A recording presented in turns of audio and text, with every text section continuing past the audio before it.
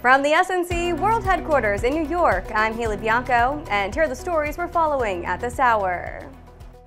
Just days before the U.S. presidential election, North Korea says it launched an intercontinental ballistic missile that stayed airborne longer than anything the Kim Jong-un regime had ever tested before. South Korean lawmakers warned yesterday that North Korea was preparing to conduct a long-range missile test around the time of the U.S. election.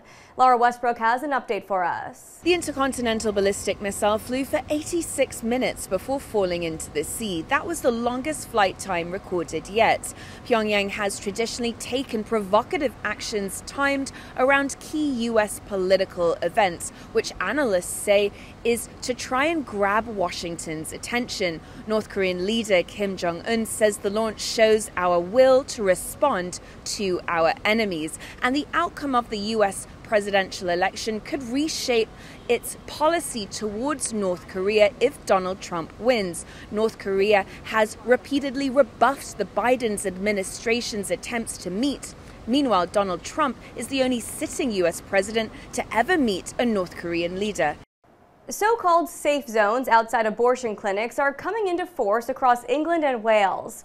Ollie Baird has an update from London. It's now illegal to hand out anti-abortion leaflets outside clinics or to harass or obstruct staff or patients. The rules apply 150 metres around sites that provide abortion services. It's not necessarily a criminal offence to take part in silent prayer inside a safe zone, though it can be in the context of an individual's wider behaviour.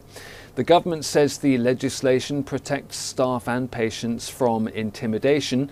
Pro-life campaigners have said it restricts freedoms of speech and religion. Rowdy crowds took the streets in Los Angeles after the Dodgers won the World Series, setting a city bus on fire, breaking into stores, and setting off firecrackers. Kamala Harris and Donald Trump are holding competing rallies today in Nevada, a key battleground in next week's presidential election. Both the vice president and former president are courting Hispanics, a group of voters that could swing the state. Benji Heyer reports. Hispanics represent about 30% of Nevada's population and have traditionally been an area of strength for Democrats, but Republicans have been gaining ground amongst religious American Latinos, even after a speaker at a Trump rally called the Hispanic U.S. territory of Puerto Rico a floating island of garbage. Last night, driving a garbage truck and wearing a bright fluorescent orange vest, Donald Trump told supporters he'll protect women from missiles and migrants, whether they like it or not.